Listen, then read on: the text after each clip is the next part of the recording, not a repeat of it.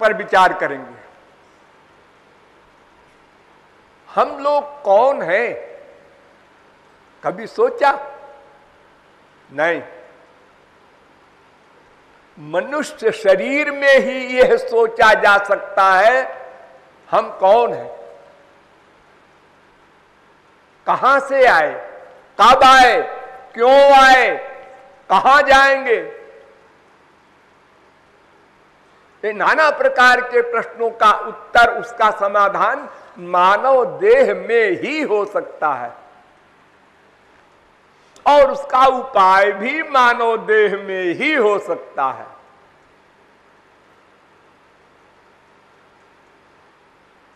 तो ये जीव की परिभाषा क्या है? जो जीवित रहे और दूसरे को भी जीवित करे। एक एक शब्द पर ध्यान देना। ये चेतन जीव, चित्त शक्ति है भगवान की, ये स्वयं जीवित है और दूसरे को भी जीवित रखता है। यानी ये शरीर, आपका शरीर चेतन है ना? हाँ, आप ही नहीं, पशु पक्षी कीट पतंग 84 लाख प्रकार के जितने भी देहधारी हैं, सबका शरीर चेतन दिख रहा है वो जड़। चेतन दिख रहा है वो जड़। हाँ, देखो, जब चेतन निकल जाता है शरीर से तो आप लोग क्या कहते हैं? अरे आज वो चला गया 4 बजे, मर गया, उसकी माटी में जाना है। माटी, माटी कहते हैं, पंचमहाभूत का बना हुआ है शरीर, जड़। चेतन आया, चेतन हो गया, चेतन गया, जड़ हो गया। तो ओरिजिनल रूप इसका है जड़। क्षिति जल पावक गगन समीरा, पंच रचित यह अधम शरीरा। निंदनीय शरीर, अत्यंत गंदा।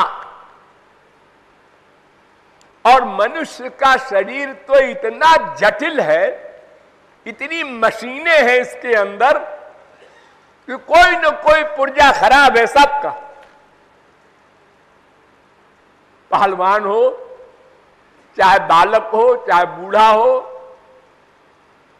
सबका कोई न कोई अंग गड़बड़ है। और वृद्धावस्था में तो सभी गड़बड़ है।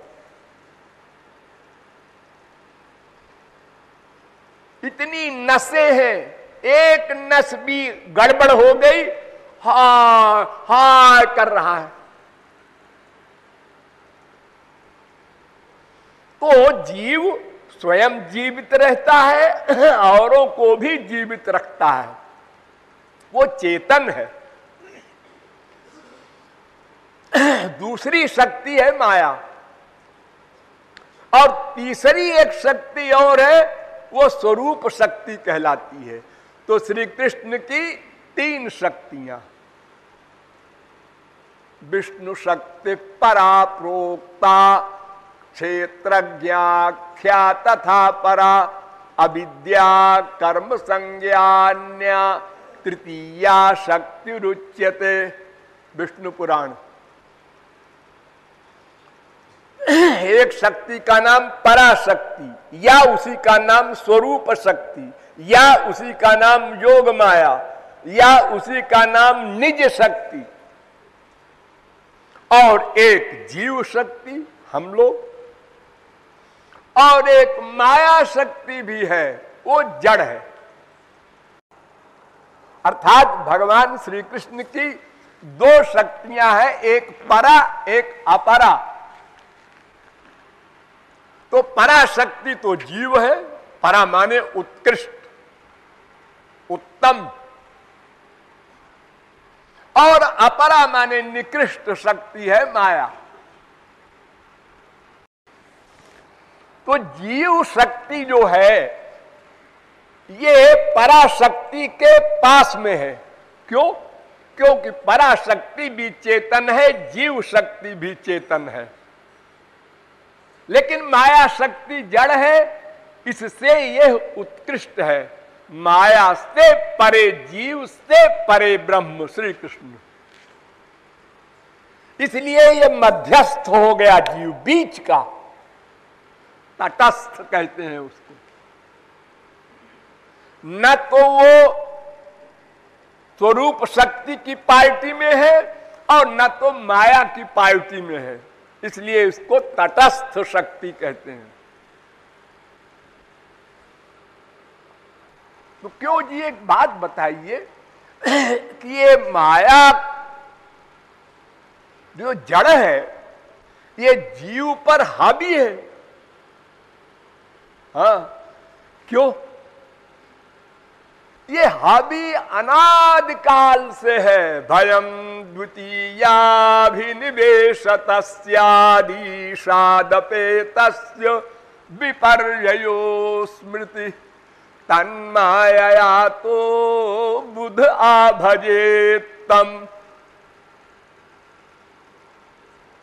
ये अनादि काल से श्री कृष्ण बहिर्मुख है जीव, इसलिए अनादि काल से मायाधीन है। एक दिन हुआ ऐसा नहीं, मायातीत फिर मायाधीन नहीं हो सकता। वो तो सदा पश्यन्ति सूरयः। मायातीत पर माया का अधिकार नहीं हो सकता, जैसे सूर्य पर अंधकार का आधिपत्य नहीं हो सकता, असंभव। उसके सामने खड़ा नहीं हो सकता अंधकार। तो ये जीव भगवान का अंश कहा गया है। चिन्मात्रम श्री हरेरंशम, वेद कह रहा भगवान का अंश है। अंशो नाना व्यपदेशात ब्रह्मसूत्र, ममैवांशो जीवभूत, गीता। ईश्वर अंश जीवय विनाशी, रामायण। सब ग्रंथ, सब संत, सब पंथ मान रहे हैं कि ये जीव भगवान का अंश है। जीव शक्ति जो श्री कृष्ण में है उसका अंश है जीव। हाँ, और ये जीव श्री कृष्ण में ही रहता है। जैसे पराशक्ति जीव में रहती है, श्री कृष्ण में रहती है, ऐसे जीव भी सब श्री कृष्ण में रहते हैं और माया भी श्री कृष्ण में ही रहती है। कोई शक्ति शक्तिमान से पृथक एक सेकंड को भी नहीं रह सकती, ढह जाएगी। आग की शक्ति जलाने की है, वो आग में सदा रहेगी, आग से बाहर नहीं रह सकती कि जलाने की शक्ति अलग खड़ी हो गई, आग अलग खड़ी हो गई, ऐसा नहीं हो सकता। तो जितनी शक्तियां भगवान की हैं या आप लोगों की हैं, वो उस पर्सनैलिटी से अलग नहीं हो सकती। तो जीव शक्ति भी भगवान में है, पराशक्ति भी भगवान में है, वो स्वरूप शक्ति और माया शक्ति भी। लेकिन एक दूसरे में किसी शक्ति का विकास नहीं होता। पराशक्ति आ जाए जीव शक्ति में ना, जीव शक्ति में माया आ जाए ना, सब अपने अपनी जगह पर रहते हैं। जैसे ब्रह्म है और भगवान है, ये दो स्वरूप है श्री कृष्ण के। एक का नाम ब्रह्म, निर्गुण निर्विशेष निराकार, और एक सगुण सविशेष साकार। तो ब्रह्म और श्री कृष्ण दो तो नहीं है, एक ही है। लेकिन ब्रह्म में सब श्री कृष्ण की शक्तियां रहते हुए भी प्रकट नहीं होती। जैसे गेहूं बोरे में बंद है, साल भर से अंकुर नहीं निकला, और खेत में डाल दो, बस अंकुर हो गया, पेड़ हो गया, फल लग गए। इसलिए श्री कृष्ण की जो जीव शक्ति है उसके अंश है, उसकी शक्ति है हम लोग, इसलिए सदा से मायाधीन है। और सबसे बड़ी बात कि भगवान सर्वव्यापक है, विभु है। विभु माने सर्वव्यापक, विभु चित कहलाते हैं भगवान। चित माने चेतन और विभु माने व्यापक। और जीव अणुचित है, अणुचित। एषोऽणुरात्मा मुंडकोपनिषद, अणु प्रमाणात् कठोपनिषद। बालाग्र शतभागस्य शतभाग कल्पितस्य च भागो जीवस्य विज्ञेय सचानन्त्याय कल्पते, श्वेताश्वतरोपनिषद। आराग्र मात्रो ह्यवरः, श्वेताश्वतरोपनिषद। इसी को भागवत कहती है सूक्ष्माणामप्यहं जीवः। जितनी सूक्ष्म वस्तुएं हैं, ये एटम वगैरह जो आप लोग सुनते हैं, इलेक्ट्रॉन, प्रोटॉन, न्यूट्रॉन, ये सब तो मोटे मोटे हैं। सबसे सूक्ष्म है आत्मा, जीव। तो ये जीव दासभूत मिदम तस्य,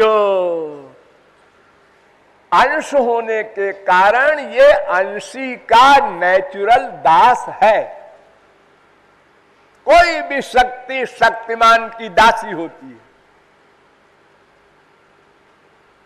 ये नेचर है।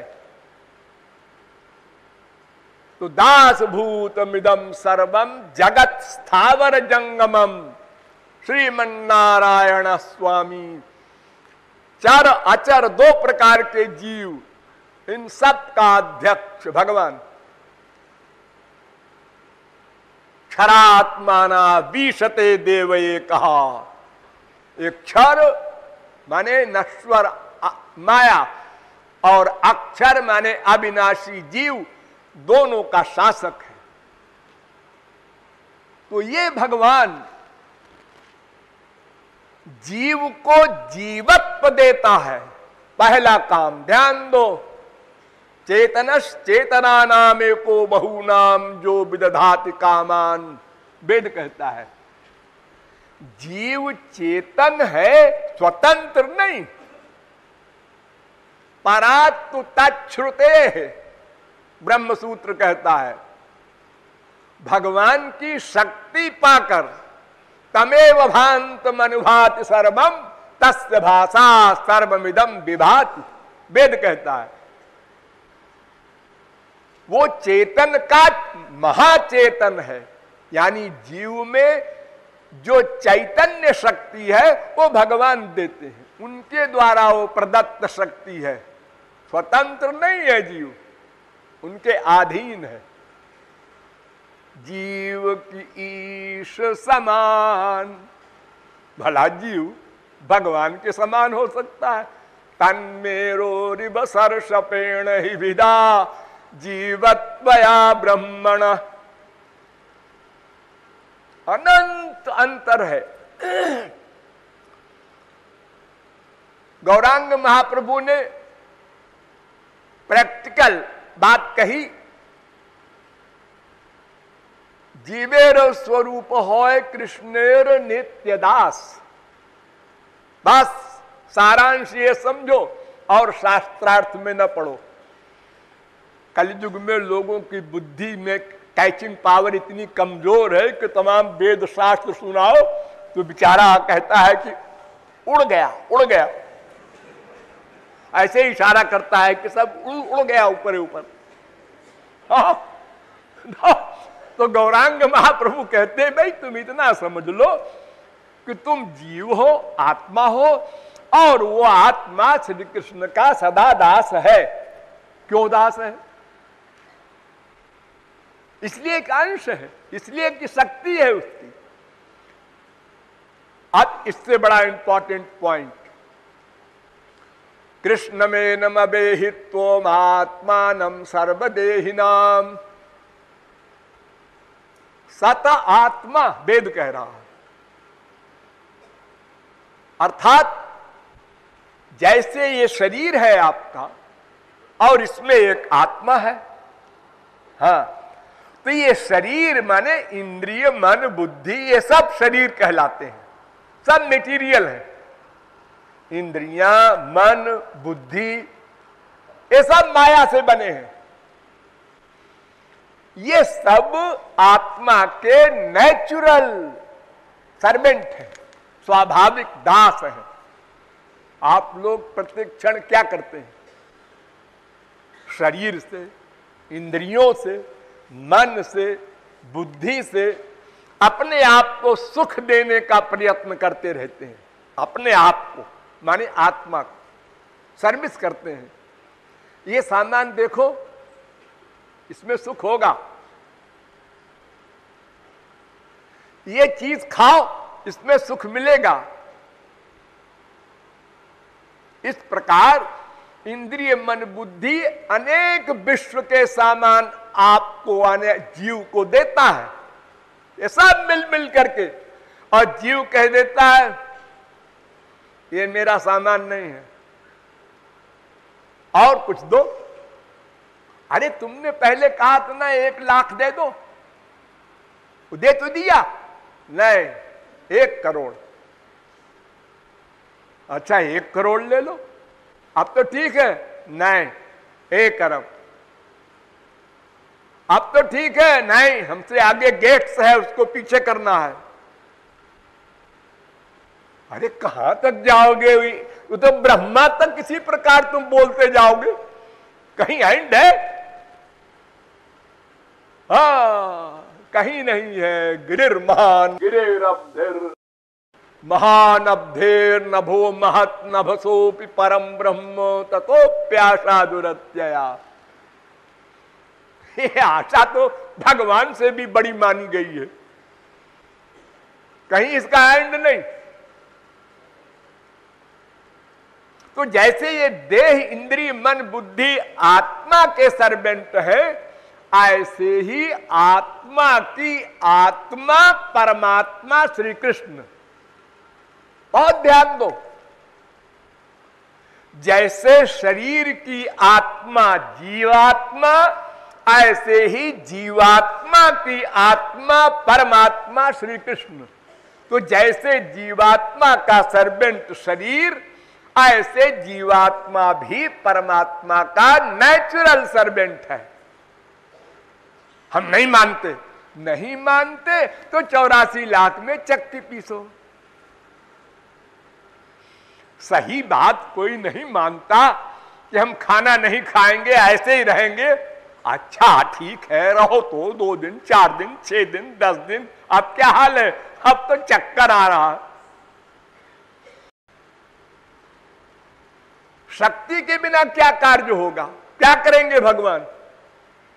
देखो, आपकी छोटी सी फैमिली होती है, उसी में आप परेशान रहते हैं। अनंत कोटि ब्रह्मांड का परिवार बनाकर भी भगवान सदा आनंद में रहते हैं, उसी शक्ति की बदौलत, स्वरूप शक्ति की बदौलत। तो जीव भगवान का दास है। बस इतना आप लोग समझ लीजिए कि जिसने यह मान लिया कि भगवान मेरा स्वामी है, मैं उसका दास हूं, उसने मैं को भी जान लिया और श्री कृष्ण को भी जान लिया। अब उसको श्री कृष्ण से मिलना है, बस इतना सा काम और रह गया। ये फिर कभी। बोलिए वृंदावन बिहारी लाल की।